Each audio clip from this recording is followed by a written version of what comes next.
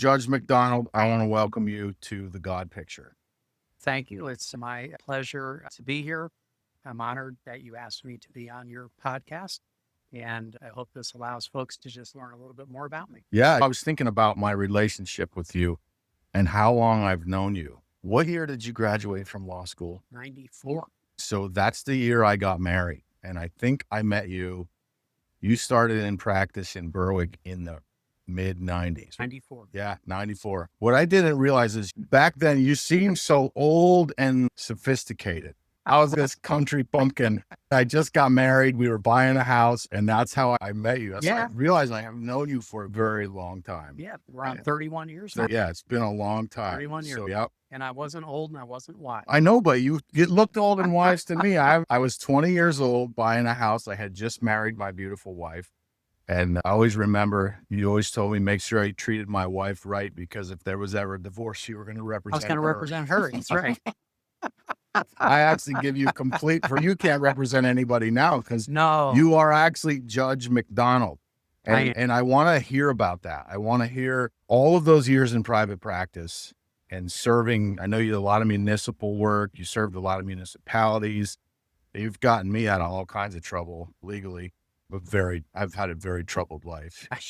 Yeah. No, you had all these years in private practice, and now you're on the bench and you're responsible for this level of justice and fairness that our country is known for. What is it like? What is it like to put the robe on? It's completely a different picture than being an attorney. And one of the things that I struggle with is, since I was appointed to the position in February of 2025, and I have to run to keep my seat in November of 2025, I haven't been allowed to go to what's called judge school. They have a judge school. They do judge schools in February of 2026. So by the time I get to judge school, I will have already sat on the bench for an entire year. So what do you learn at judge school? Things that I should probably know now, and I don't. I will say that the two judges we have down there, President Judge Norton and Judge Richard Connect, have been extremely kind and extremely helpful and patient with me. And I go to Judge Norton with a question. He sets aside everything he's doing, and he tells me, have you thought about this? Have you thought about that? You need to look here. You need to look there. How long has he been doing it? 14 years. I know he's been there. He's been like the head judge 14 years, or he's been a judge? He's been a judge for 14 years. And I may get this wrong, but I think he took over as president judge about 3 years ago. Judge Connect. I see Judge Connect, which is, it's funny to call him that because I've known him as long as I've known you. Oh, yeah. And he is Judge Connect. He is. And I always see him at the grocery store. And Judge Connect and I are usually in flip-flops, and he's usually getting something for his family and I'm getting something for mine. And there's usually about 2 sentences that go back and forth. Yes. And then we go our separate ways. So it's strange to know 2 of the 3 judges. Fortunately, I've never been in front of a judge in Columbia County or Montour County. And praise God, I hope I never am. But it's funny to me that after all these years, both of you fellas are on the bench. Interestingly, we were law partners. I know. From 2016 until he took the bench. And he was appointed by the governor. And then he had to run just as I'm having to do now. Okay. He was fortunate, though, that no one ran against him. Well, and everybody knows him. Yes, everybody knows him. Everybody knows I've him. been here for 30 years, but he grew up in town. It's a great school here. And so we have this friendship that goes back 30 years. Yep. And he's still as snarky today at almost 70 as he was the first day I met him.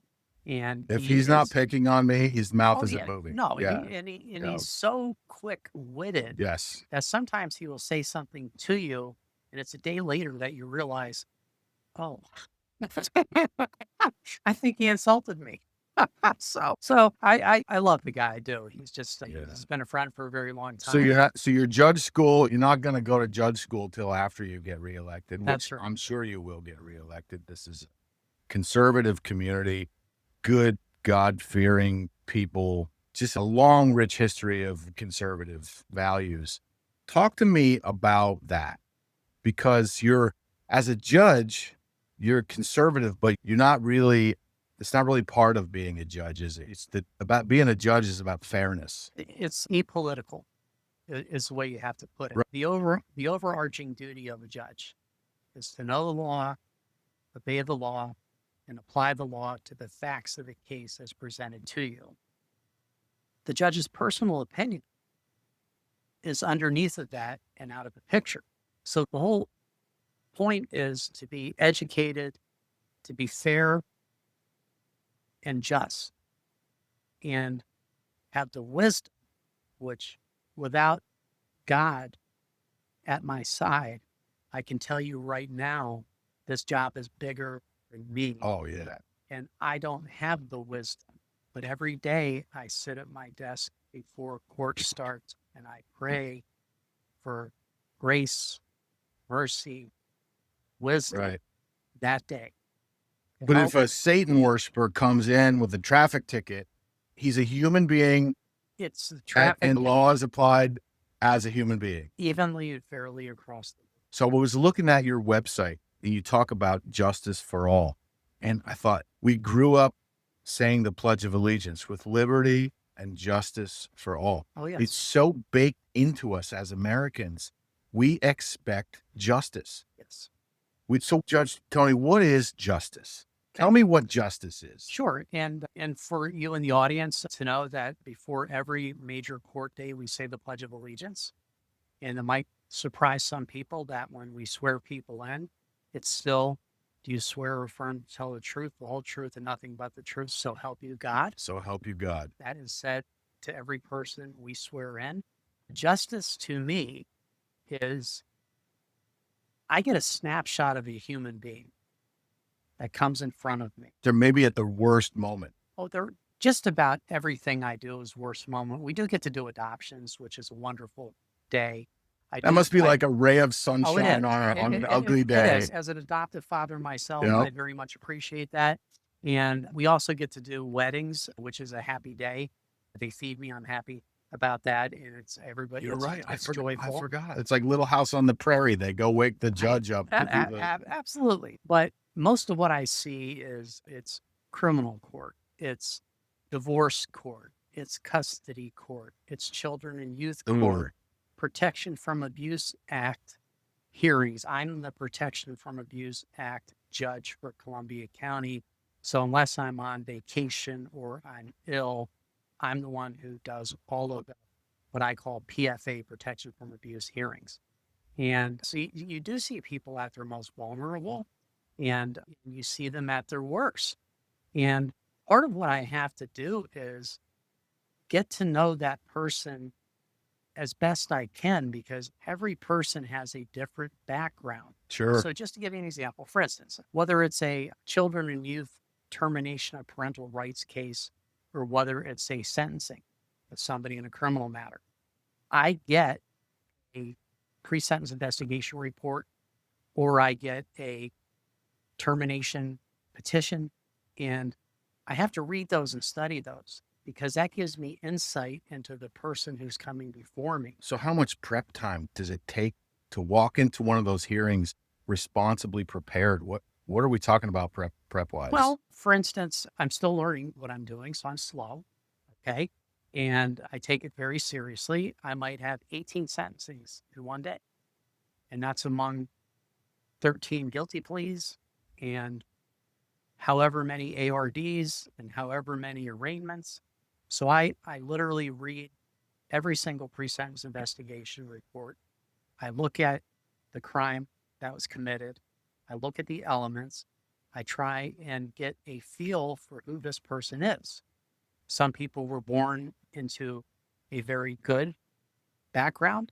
Other people were born in a very challenging Right. background. Yeah, not the truth. I feel that it's my moral duty, plus it's my duty to the law to know the person as best I can. I can't just walk in there and be handed the pre-sentence investigation report, listen to the district attorney, listen to the defense attorney, and listen to the few words that the person says, and then make a decision. Because to me, that's not doing my duty That's not fulfilling my duty to the law. And that's not fulfilling my moral obligation that I feel to God, being in a position where I am judging other human beings. The only way to do it is to educate yourself as much as possible and to know the person. So you have to do the work. You got to do the work. You gotta do. And to prep for a full criminal routine day, as we call it, it takes me probably a day and a half to do that. To prep for some divorce cases, or let's use a custody case. This custody case may have been going on since 2011. I get 2 huge expandable files. I would probably just cry. I could never do this job because I'm such a bleeding heart. I would just cry. I would be so sad. I'd be like, I want to slap people. I'd be like, can I come down there and wiffle ball bat or something? Can we just settle this? I have to read the entire file because I have to know the history. I have perfect strangers coming before me and asking me, a perfect stranger, to tell them what to do with their lives. I've had attorneys settle many cases when I've said to their clients, why do you folks want me to pick through your lives and tell you what to do with your belongings and tell you what to do with your children? Can't you just be and adults tell and you do what it to do yourself? with your money? Maybe you want to go out in the hallway and talk about it. And I'll tell you what, almost 7 out of 10 times that's work. And they come back in after an hour and say, okay, we have it worked out. And I praise those people and I say, good for you, because now you're telling me what you want to do with your children. You're telling me what you want to do with your 401k. You're telling me what you want to do with your home. So it's heavy. It's an incredible, it's an honor. It's a duty. It's a responsibility. Yeah. You know something? I'm looking at your hair right now. Oh, yeah. Like, there's some things in life I want a gray-haired person to do for me. If you go to Geisinger to see a cardiologist, I don't want the new one. I want the guy with gray hair and the Ferrari. Like, that's the guy. I don't have a Ferrari. So my okay. wife won't let me go. She won't let you get one. But it's the gray hair. Gray hair is, you get it from suffering. You live life and the rabbis have this rule that you can teach at 30, you can lead at 40, but you can't give any advice until you're 50. And it always fascinated me because I turned 50 and I thought, I'm still an idiot. I don't know. I don't want to give a lot of advice. And it's a weight that I feel very heavily on my shoulders. It's something, like I said, that I take incredibly seriously. And I do everything I can to make sure that I'm treating every person equally. Every person, I want them to leave my courtroom feeling that they've been treated with dignity and respect, feeling that they've been listened to. Sure. And even if I don't rule the way they want me to, I'd like them to say the man was fair. I always said that you can't argue with fair. If you're a drunk driver and you've had your 4th DUI and you drove into a tree and you hurt somebody, like you put yourself in this circumstance. Now you have to pay the piper. Now you got to pay the price. Do you find in your time on the bench that people come into the courtroom in a spirit of rebellion, or do they come in a spirit of contriteness? Like, all right, I screwed up. Unfortunately, you see a lot of people that are repeat offenders. Oh, they've been to court multiple times. And sometimes you see it even in generations of families where I've seen the great-grandfather, I've seen the grandfather, I've seen the father, I've seen the children, and I now see the grandchildren. And you ask yourself, how can that be possible over a 30-year period? We're having kids at 15. It's generational sin. We're having kids at 15 years old. Yep. And so I see a lot of that. Some folks, it's just laissez-faire. Okay, I'm going to go to jail. All right. Just do my time. Me, I'd be terrified. Okay. Oh, yeah. Some people miss court dates because they've been in court so many times. They don't care. Then I have to issue a warrant and they get arrested and put in jail. And then they come in front of me for a bench warrant hearing. And I either have to decide to let them out or keep them in, all the while also trying to be a good custodian for the people of Columbia-Montour County, knowing that it costs $40,000 a year to keep one person jail for 1 year. Oh my word. And So you have this balance, that's your property taxes right? that's paying for that. So you have this balance. Is this person a danger to society? Then we have to spend the money. Absolutely. Is this person is there a high likelihood this person is not going to do this again? Is this a misdemeanor? The reasons you look at for putting somebody in jail, okay? Punishment is one reason. Deterrence is another reason.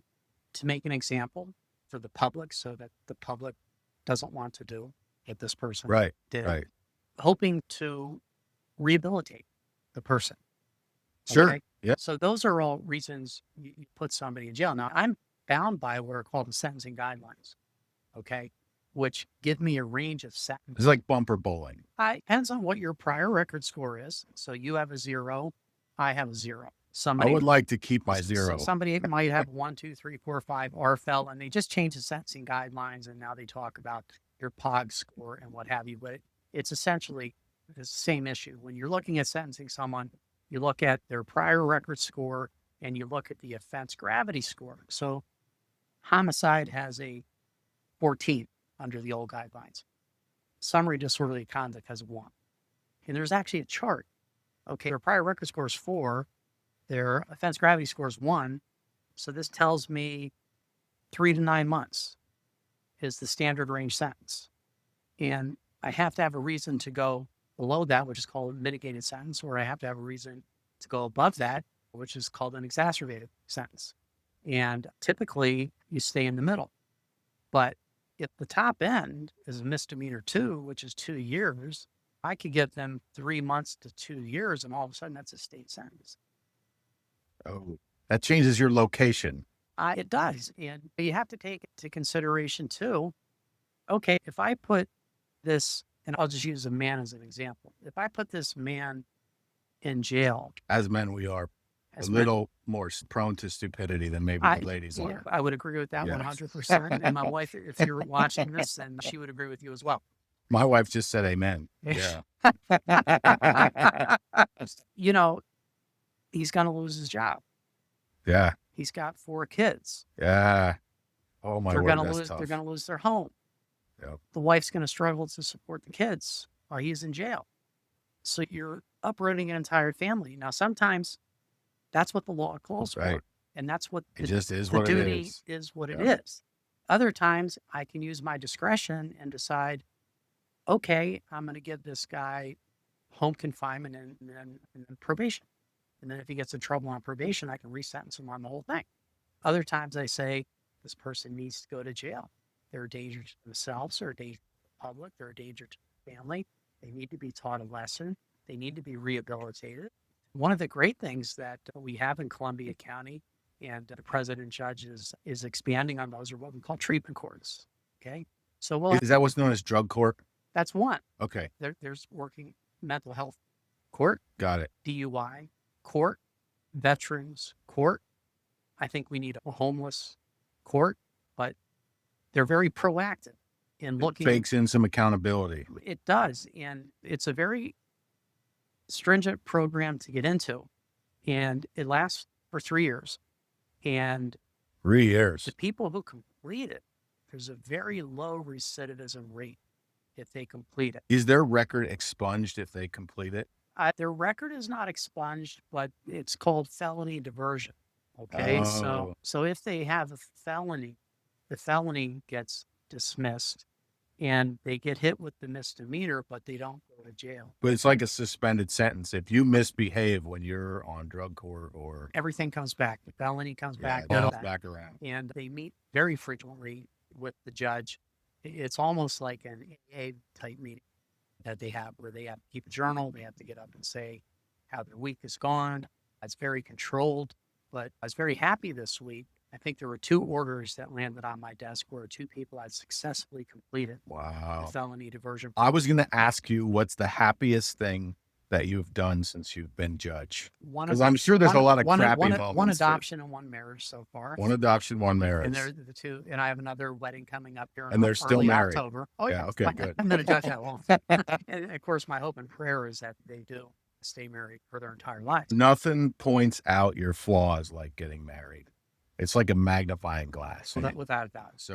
So those were your happiest moments. Happiest moments. But it's also very happy for me to see a human being successfully complete drug court. Yeah. Okay, and get an opportunity to then start their life over. Yes. And they've gone through 3 years. Those of all Jesus kinds, people call that grace. without a doubt. They've gone through 3 years of counseling. They've gone through 3 years of a very stringent program. They've completed it. They feel good about themselves.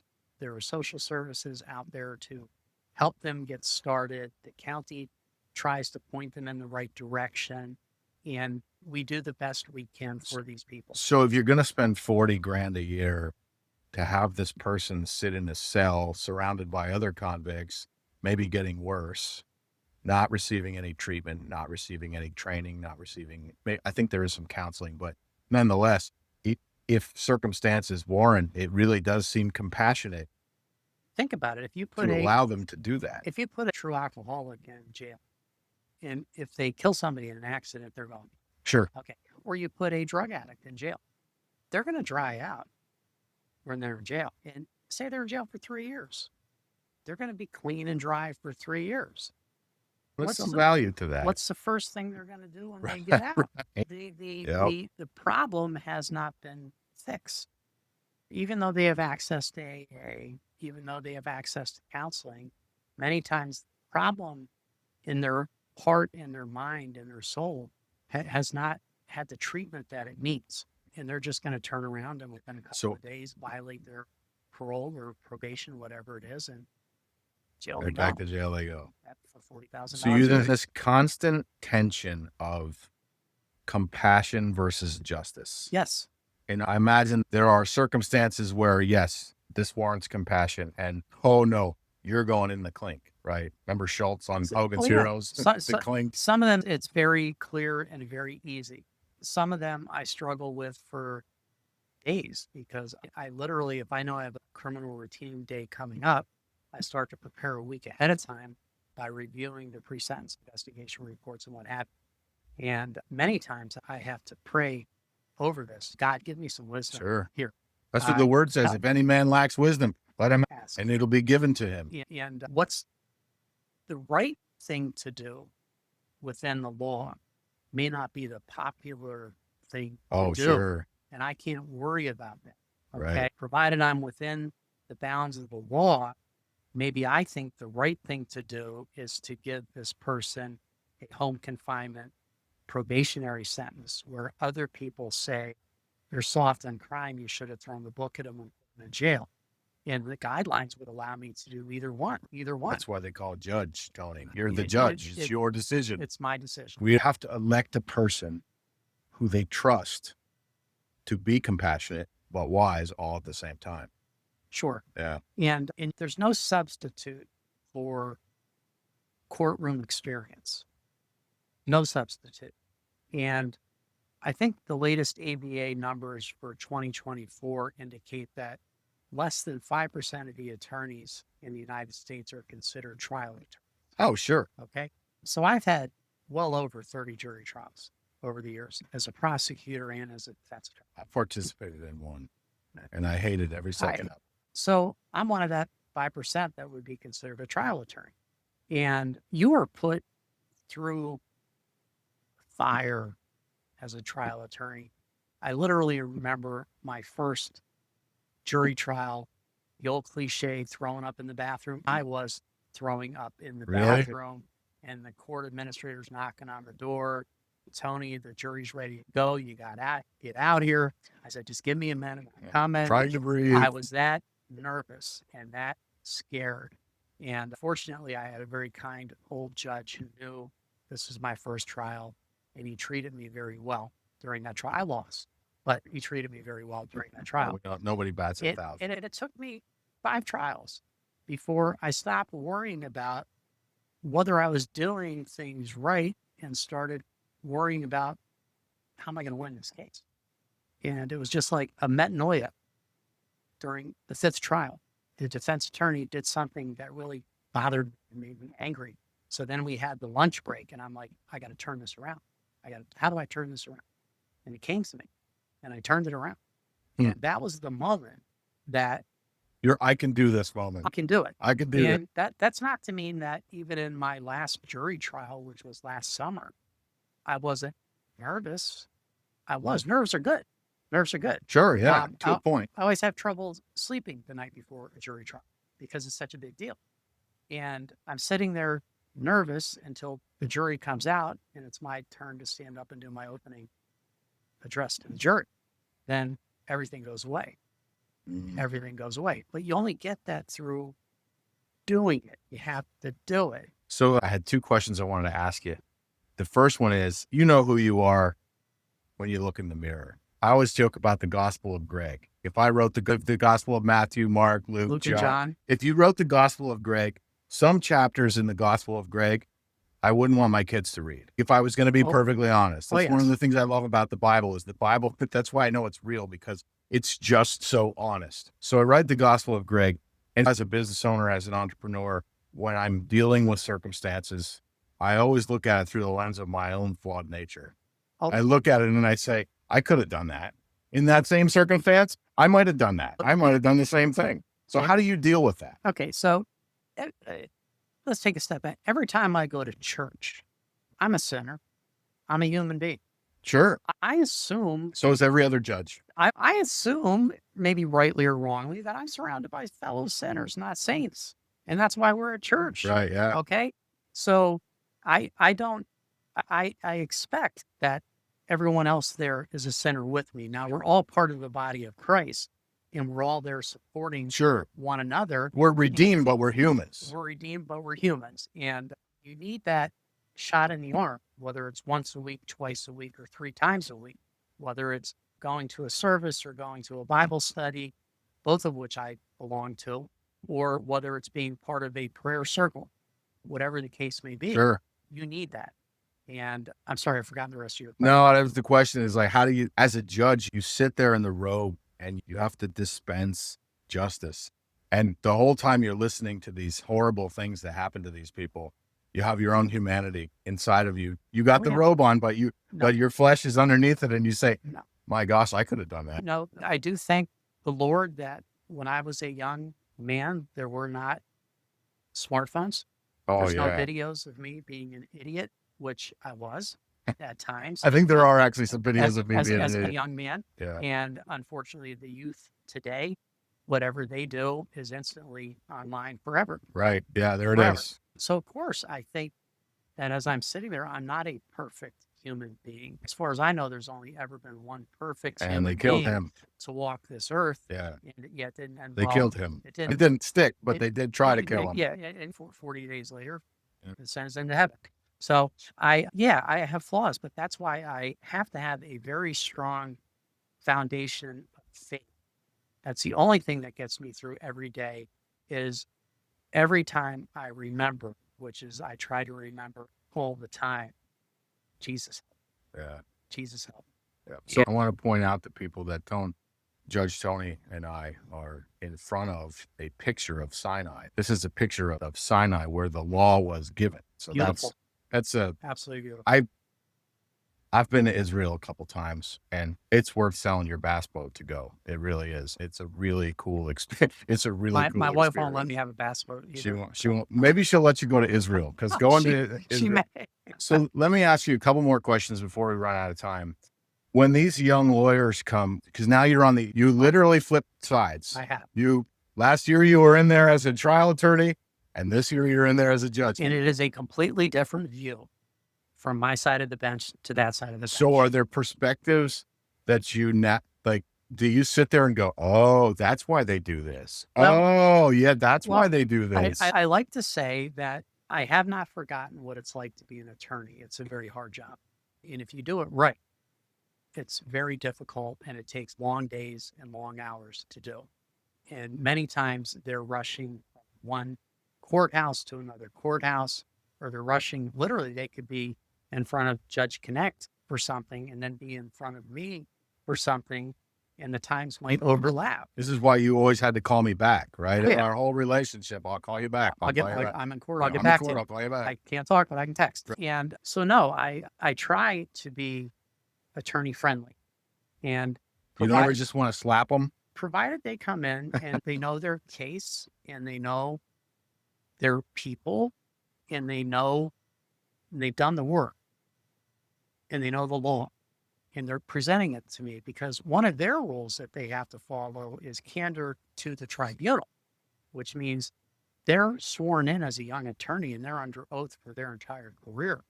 They have to tell me the truth, even if it hurts the client. Mm. So I've learned very quickly. That was always the thing I didn't like about you. I would be mad and you would tell me the truth and you'd tell me everything I didn't want to hear. That was the thing I didn't like about you. You never told me what I wanted to hear. No, but did you ever go to jail? I did not. You Okay, put me out there of you jail. go. Yeah, because you wouldn't look good in orange jumpsuit No, I wouldn't. like a giant pumpkin. I would look really bad.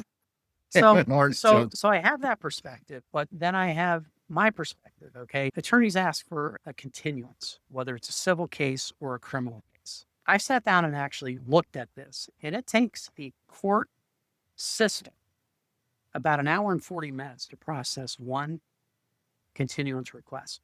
Really? So it's easy for the attorney to fill out the continuance It's a big form ask for you. and send it in. Not just me, the whole court staff, Right. because first it goes to the prothonotary, then it goes to the court administrator, then it comes to me. Then somebody has to reschedule it and put it on another list for a later date.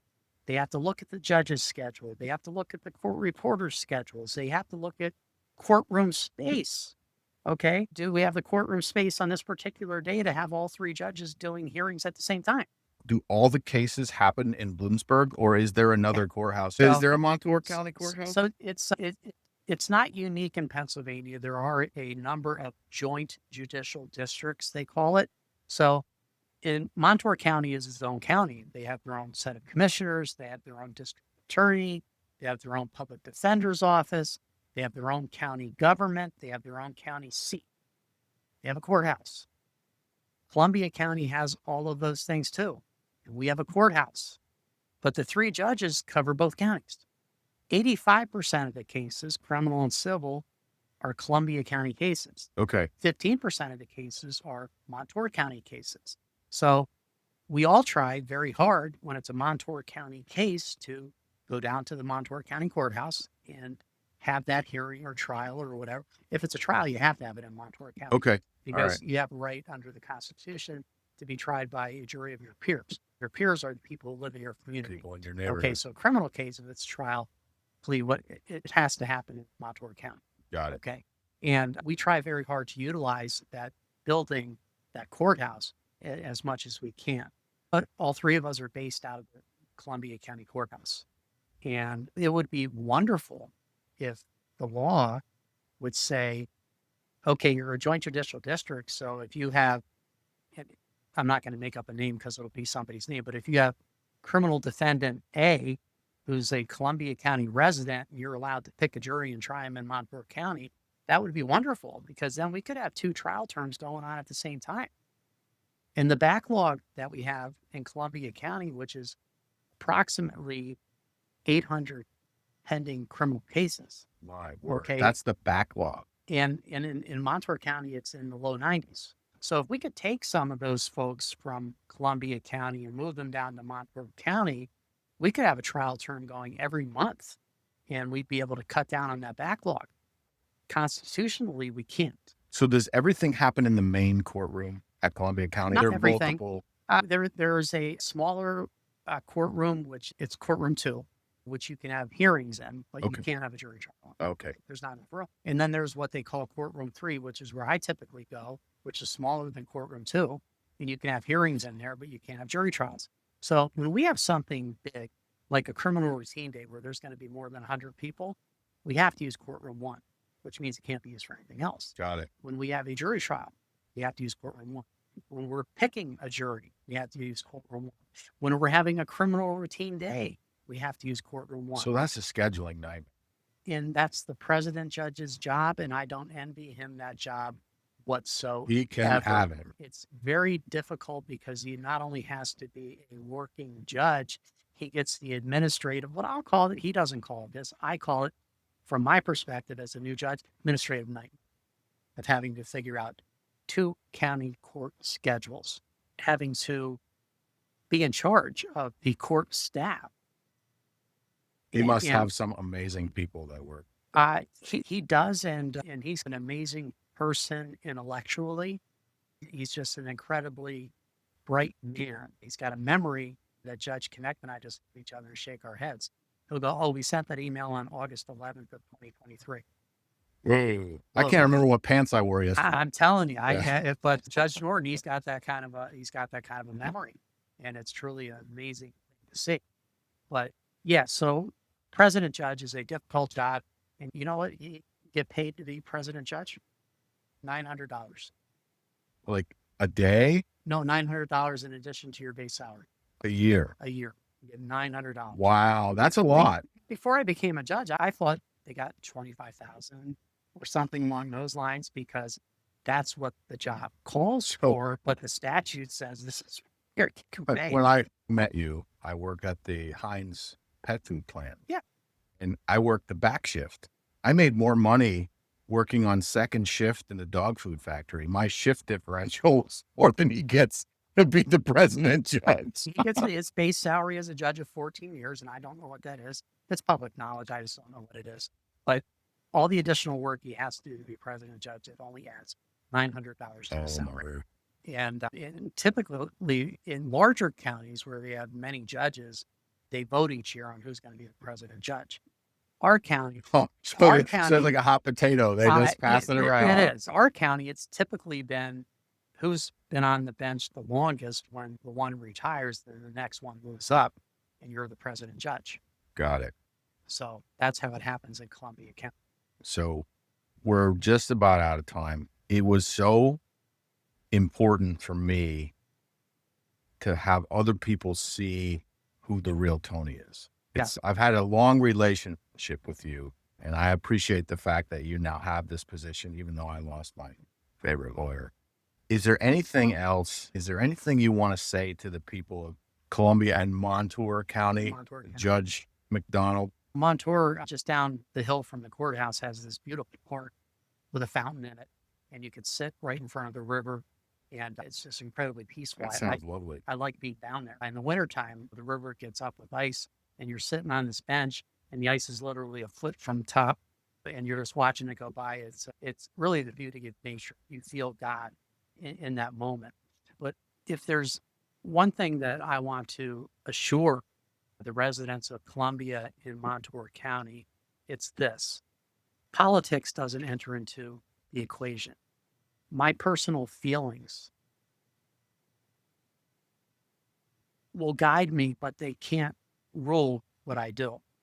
What rules me is knowing the law, applying the law to the facts of the cases presented to me. That's what I have to follow. And I promise before God that every person who comes in front of me will be treated with dignity, with respect. They will be treated with compassion, but they will also, if they deserve it, I will do my duty, and they will have to pay the price that they've set for themselves. But that will all be based on the law. All right. Again, thank you very much. No, thank you for having me on. I I'm appreciate very, it. very happy to be here. It was a good time. Thank you. Yeah, very much. absolutely. Thank you.